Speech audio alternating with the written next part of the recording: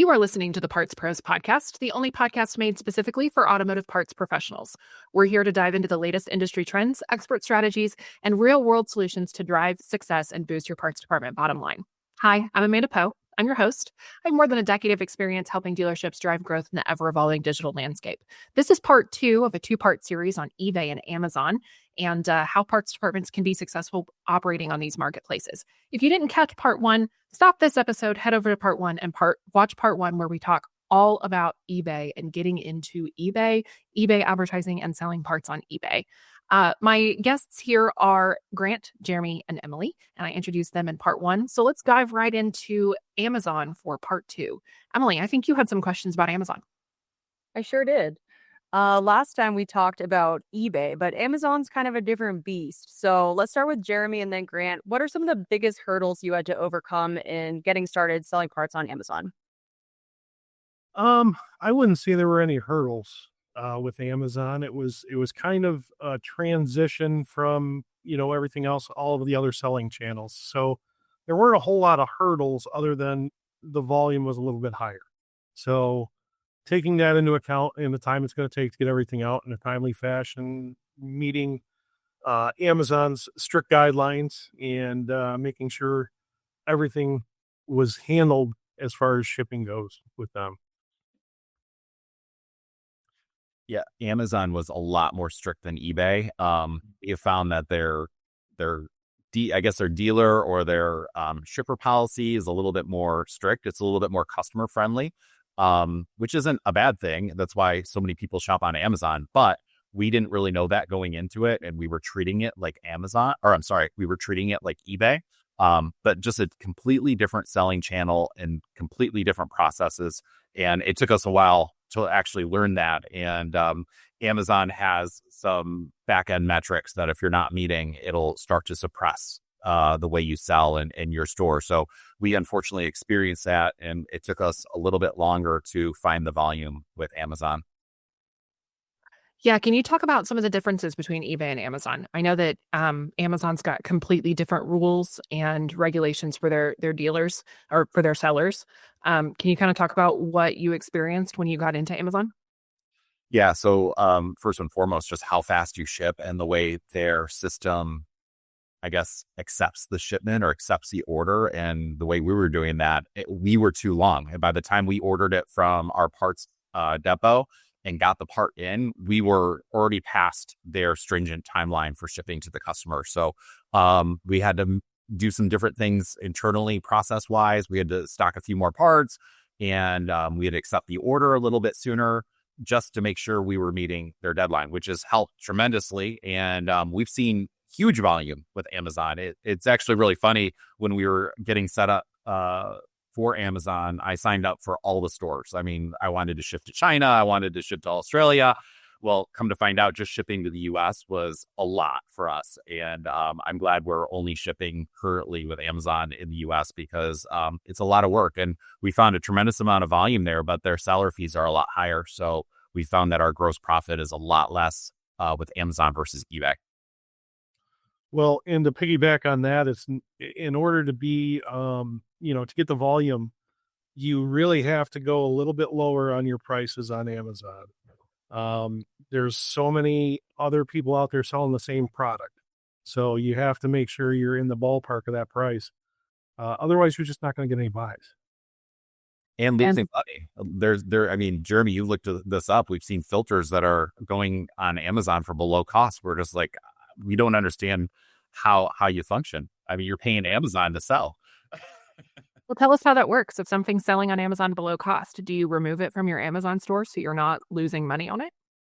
Well, we're not selling it below cost. We're seeing competitors sell it below cost. So we're just leaving our price the way it is. If we get a sale out of it, we get a sale out of it. But, you have to look at the overall big picture. You need to be profitable in this business. I mean, nobody's here to break even or lose money, right?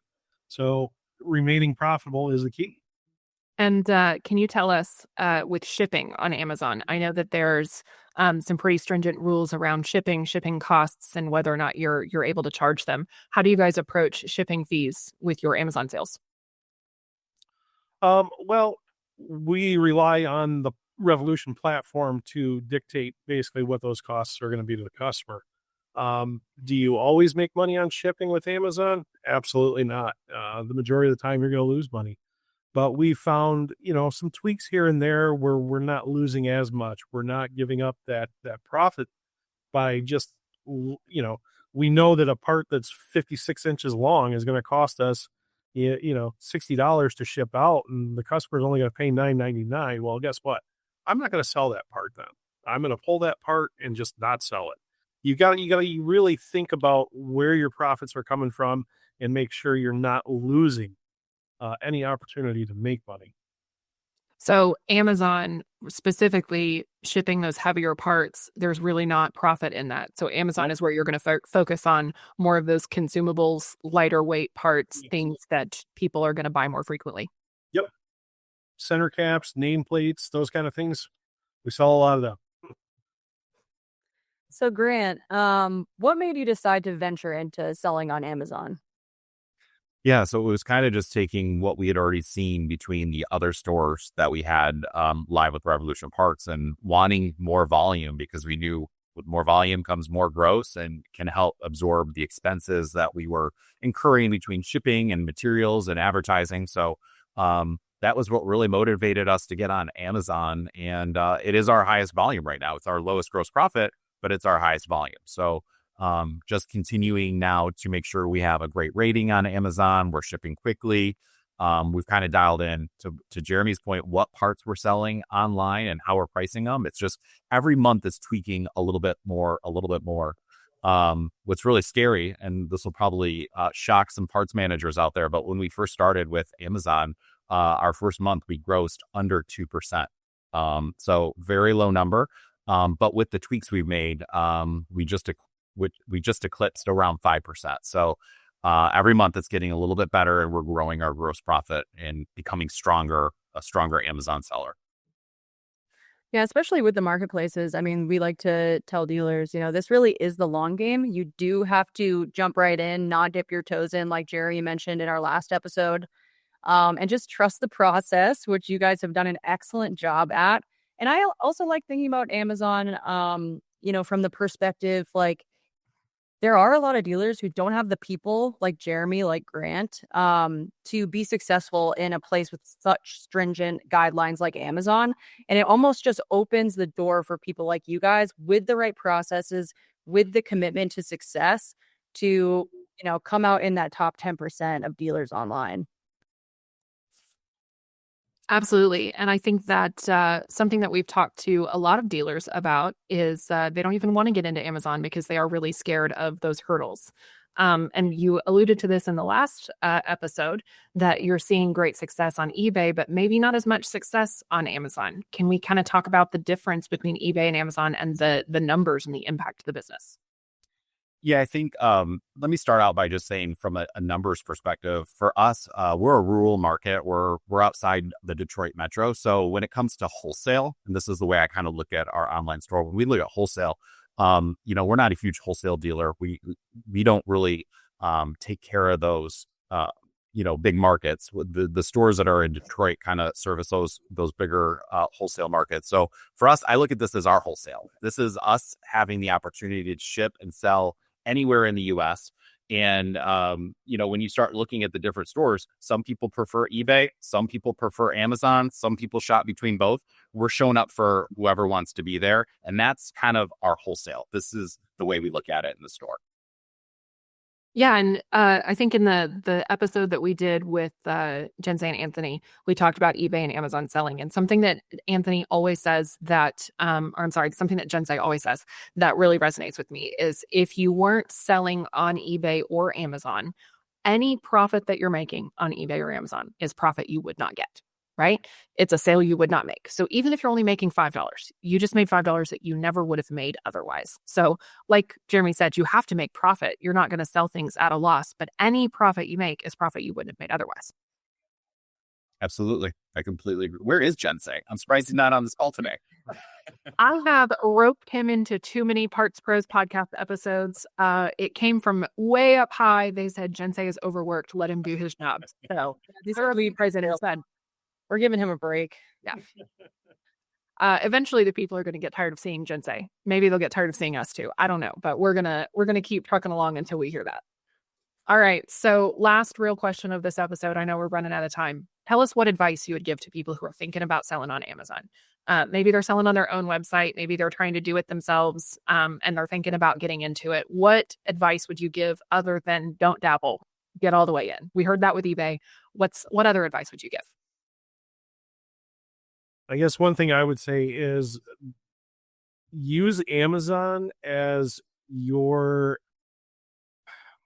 template on how to sell on the other sites, because they are so strict and they do require things a little bit faster and a faster turnaround. Well, guess what? That's gonna take your entire business and your model and just make everything as fast as inefficient as possible. So take that from Amazon for sure.